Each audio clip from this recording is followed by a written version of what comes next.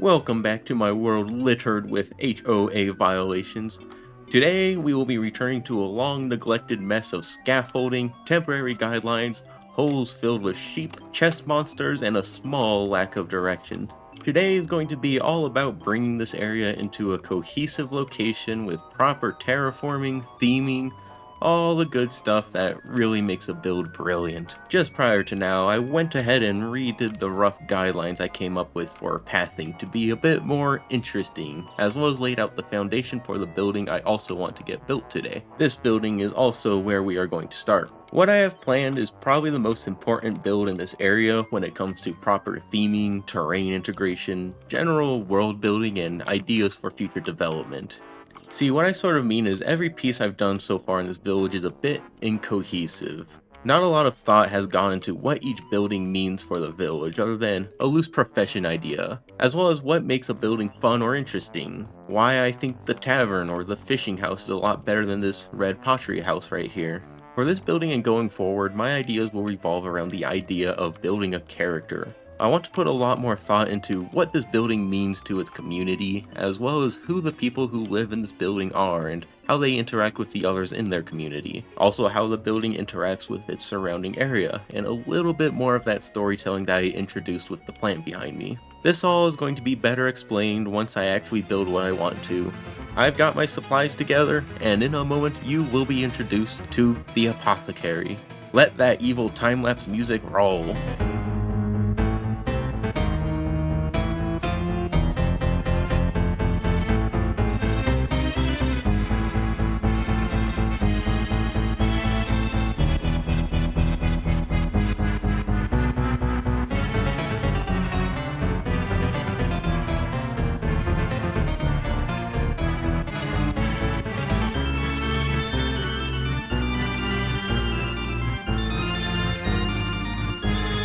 What in the world is going on here?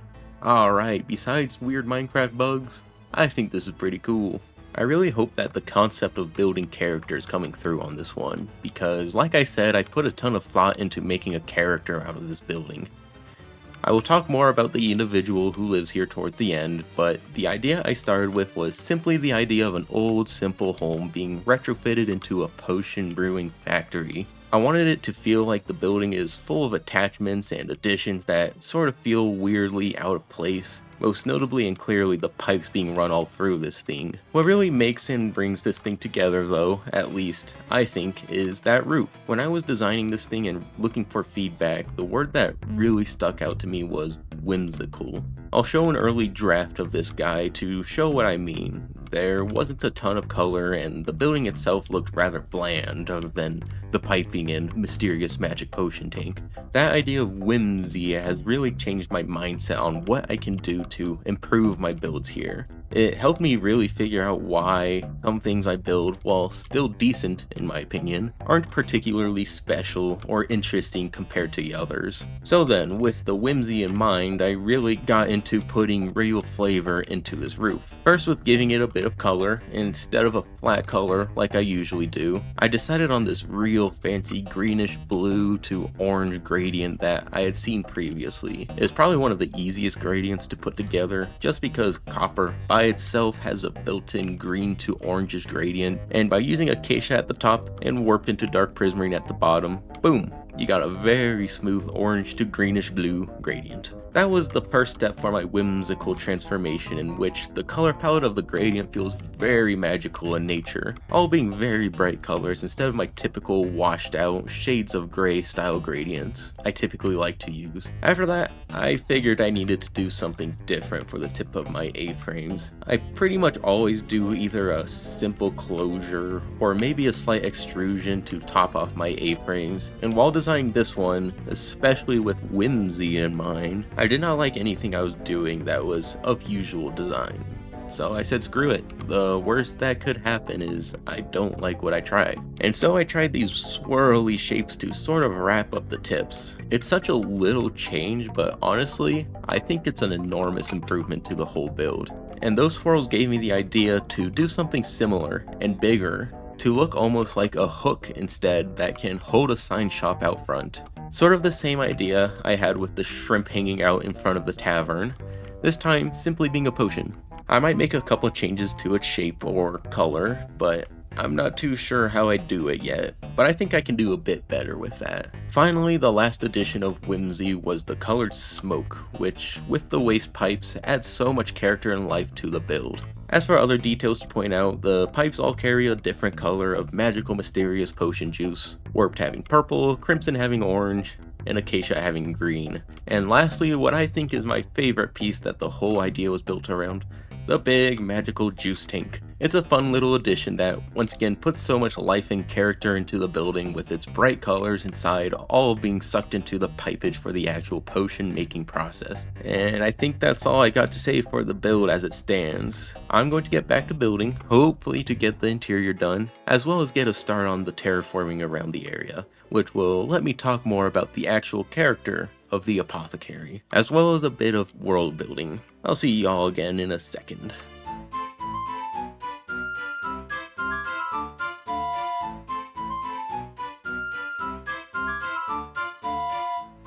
Okay, so it's been a few days since the last clip you saw, and I've been a bit busy getting a lot more done than I originally anticipated. This video is about to become a bit of a mini tour. Last time I mentioned talking about the character, but we'll save that for the end. Let's talk about what I have built. As for the focus building, the only change I really made to the exterior building itself was the potion sign. I removed the backboard, switched to the color orange, and changed the shape to be a bit more bottle-like. I think it looks a bit better, just what I needed. Now for new stuff, the first thing I did and that we'll take a look at is the interior. This entrance is primarily for the shopfront portion of the building, which I don't think is quite done yet. My interior building skills aren't that great, and I'm at a bit of a loss on how I should fill in the empty central parts of the shop. Otherwise, I thought it'd be fun to run some pipes seen outside through the shop and check this fun detail that I haven't finished because it's going to take forever to complete, which are these various potion bottles sitting on the shelves. I'm making these using a data pack that allows me to very slowly edit armor stance positions to my liking, and it's still technically vanilla Minecraft. It's a very fun detail though, and once I have a ton of them all around the shop, this place is going to feel very fun and colorful. Other than various shelving, that's about it for the shop portion of this interior. Taking a look in the back is a much more homely interior, because this building is still a place someone calls home. In this room is a bit of a backroom storage for the shop, and down the hall is a little dining room with a couple cooking devices and a nice little dining table. Out this door is sort of a back entrance for the home side of the building, and back this way is access to behind the counter. Heading upstairs, you can see a look down into the shop from a balcony, and down this hall is a bedroom with a desk, various books, shelving, just a nice comfortable living space in my opinion. Up the next flight of stairs is where the magic happens, just a bit literally. First are these cauldrons, which is where some of the pipes outside lead to. Just a big workspace with brewing stands for various mixing and general potion brewery shenanigans. Besides the brewing counter is a bookcase which holds books for different recipes, as well as forbidden magical books and forbidden magical practices happening. Ooh, not a good look for the potion brewer. At least they have an outdoor balcony in case they need to take a breather. Last bit of the interior is a ladder leading to an attic with just a bit more storage space. I think I did a pretty good job with this interior, with the space I had and the bit of storytelling I wanted to put in there, which I'll once again explain a little later. Next, I want to talk about the terraforming I did for this building specifically. First thing I wanted to get done was this little plaza space outside to make it a lot easier to walk around and access the inside of the potion shop. After that, I needed to get the building integrated into the terrain so it didn't look like the floating, sad, isolated building you saw last time. And to do that, I started with the waste pipes. I wanted the waste pipes to be dumping into a water source of some kind, and I landed on making a bit of a canal cutting through the center of this part of the village. This is the kind of detail that really makes a build because it is actually interacting with its surroundings, and in turn integrates into the world around it. I decided to put the building on a bit of a natural cliff, while the side we are on is more of a man-made structured wall to hold the path that we are on, which is what I want to talk about next. Originally, I only really wanted to get the pathing for the immediate area around the potion factory with minimal detailing, but I just got in such a groove with building. I kept going to the point where everything I've done from this point could have probably been its own little video. I really took advantage of the fact that this is all built on top of pretty flat land, so I could really make the elevation changes my own things that I really wanted. Which brings me to the biggest random addition I decided to make. I built this path going down to the original path I had made a long time ago, and decided an animal pen that is sunken in the ground would be a fun inclusion. The idea came from the fact that the path at the top here is quite a few blocks taller than the original terrain, which is actually where the bottom of the pen is. There are some rare, naturally generated grass blocks that were not placed by me in this pen, which I think is pretty funny. I then left this patch of land blank intentionally because I'm not sure what I am going to put there yet, but I got some ideas. Now for my favorite part of terraforming, the landscaping. I've only done a few bits and pieces of landscaping, and first we'll talk about the general vegetation. The best example of my choice for general vegetation and growth is alongside the animal pen, where I am using a bit of wild growth. It's a very close palette to what I've done over by the plant, but over here, it's meant to be a lot cleaner, no dirt in the path, just generally looks better taken care of. Using a bit of azalea as bushes and hand-placed short grass with ferns and tall ferns for a nice, lush, grassy look. I also love using lilacs and rose bushes for that extra splash of color, and they also help fill in the space a little bit. I'm using these stone brick walls for lampposts, and when not isolated like they are here, they are great additions to fill in space that feels like it's a bit empty, as well as provide a bit of light to avoid light spamming to prevent mob spawning. It is a bit of a formula I am using that will most likely be used throughout most, if not all, of the village. An easy example of that is down the path, across the canal, where it's the same palette, just fitted to its location. And while we're over here, I forgot to quickly mention this bridge. I needed a bridge across the canal here because there's no other shortcut to access what will be further village expansion. But I wanted to keep the steep cliff going down while this side of the path has a gradual decline into the entry bridge. So I came up with this steep bridge design, which is a lot of fun. Alright, next thing to talk about, the trees. This one right here. Don't like it, shape is awkward, size is off. I'm either gonna completely remove it or try to redo it. Now for real nice trees, let's take a look at this one. I've attempted custom trees a few times, especially in this world, but I've never really been happy with them. Best example is the one that lives besides the tavern. It's really hard to figure out what exactly the problem is or how to improve, but what I have figured out is that first, it's a bit disproportionate and not branchy enough. There's a lot of leafage on the top, but it feels more like a cap than what you'd expect from a tree. And the other issue is how dense its leaves are. It's so full of leaves, which is kind of ridiculous, because when you look at an actual tree, believe it or not, it doesn't look like a mosh pit in there. So with a bit of study on how others do their trees, primarily BOO, I tried out this design, which I think is way better.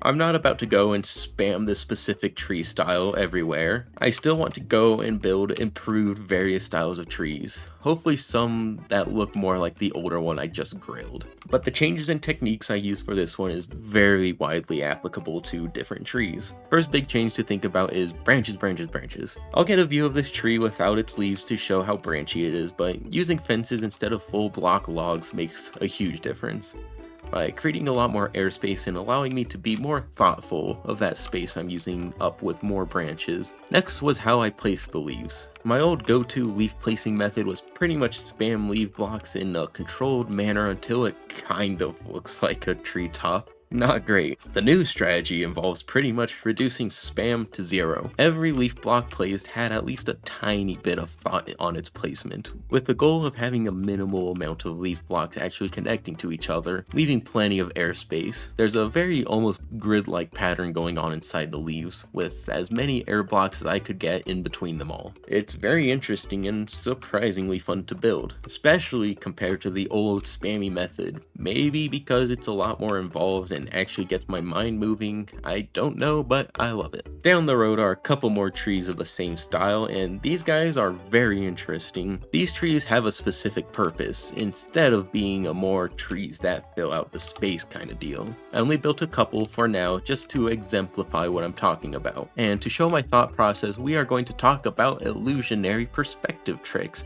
And if you have watched any other of my videos, you might know that I love illusionary perspective tricks. These tricks will also apply to the bit of storytelling I have going on. So, from this point right here, the plant that resides across the river is pretty much invisible. The green has blended into the trees and other shapes and colors are pretty much blocked out. The tower is almost perfectly covered up by the shape of the tree in front of it. The purpose of hiding away the building is simply a trick to make it feel farther away and more remote than it really is, which will feel more that way once the section is denser with more trees. As for the plant, it's supposed to be almost a myth to the village people. I can imagine someone saying, "I swear there's a beast across the river," to the disbelief of others. But obviously that doesn't really work when you step a little to the left and it's in plain sight. Thus, more trees blocking that view. By the time you're at this point on the path, I want it to be visible, but people aren't going to be walking down this pathway, which is something to be explained with my next special expansion that will be seen in another video. Good old perspective tricks, love them every single time. I actually almost completely forgot, with all this terraining finished, there is another interior I had gotten done. I did a bit of work for this building here, which I'm simply calling the Pottery House, being another shop front plus house, this time featuring, get this, pottery. First thing to look at is this crane with a platform lifting or lowering various pottery. You might think it looks a bit out of place and tacked on, but that's intentional. It's similar to other out of place and tacked on mechanical additions such as the Potion Factory. The reasoning though is tied to the next addition I'm going to be making in the future, so no explanation now. At the base, I have a bit of a mess of pottery that has been previously unloaded from the platform, with the cart of sorts being used to transport the wares to the bottom floor, and a messy, patchy pathway created from the lack of an established path, which is being tracked onto the main path and onto the balcony here. Fun little details. Outside the shop, I used these open windows for displaying the wares, various patterns from the archaeology sherd update on display. Inside is a simple shop with shelves plus a counter for the shopkeeper. Behind the doors is a simple storage space and staircase which leads to the living space of this building, including a room here, a balcony, and another room down the hall. Up the stairs at the end of the hall is the workspace for the potters, which is where that lift is designed for. The idea being it is a bit difficult to transport clay and heavy pots up and down stairs and windy halls.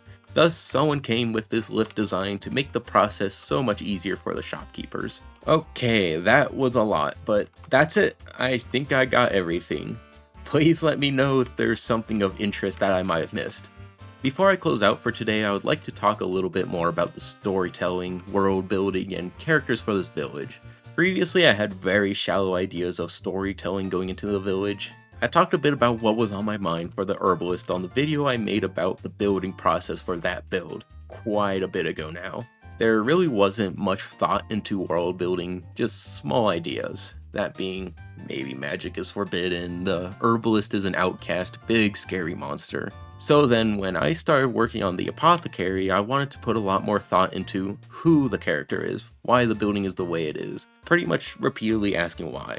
Why were these pipes added to the building? Who is behind the various mechanical additions around the village? Going back to the herbalist, why is magic forbidden? Have the people seen the plant which they call the beast before? These are the kind of things that are going to really help me going forward with building this village. These questions are pretty much creating characters and ideas for me to build and explore with, instead of very slowly coming up with shallow ideas. And I've got a very exciting build coming up next based on the questions I asked, which I will not be elaborating on. With this new world building, I've actually started a document where I very briefly describe my characters and potential events that have influenced the village. I will not be sharing this document in full because I am not a writer, but for a video like this about a specific character, I might do a heavily shortened Cliff Notes description, couple lines, just to give you the idea of who the character is. Today I introduced you to the apothecary. The apothecary is a sleazy, shady businessman with a colorful chauvin facade, making them a beloved face in the community who could never do wrong, as the wasteful factory damages the local environment. With the help of their close partner, their simple potion shop was transformed into a potion factory. Unfortunately, with the disappearance of their partner, the apothecary, betraying the trust of the community, has turned to the forbidden magic to continue and to improve their operations. Like I said, very brief. There's a lot more, but that's all you need to know. The next expansion in this village will revolve around that mysterious partner I mentioned, and I think if you like this, you're going to love what's coming. And yes, it is in fact a bit corny on purpose. That's officially everything I got for you all today. So much more went into this video than I originally anticipated, and it is finally complete. Thank you so much for watching. I hope you've enjoyed. As always, feedback is appreciated, and I will see you all later.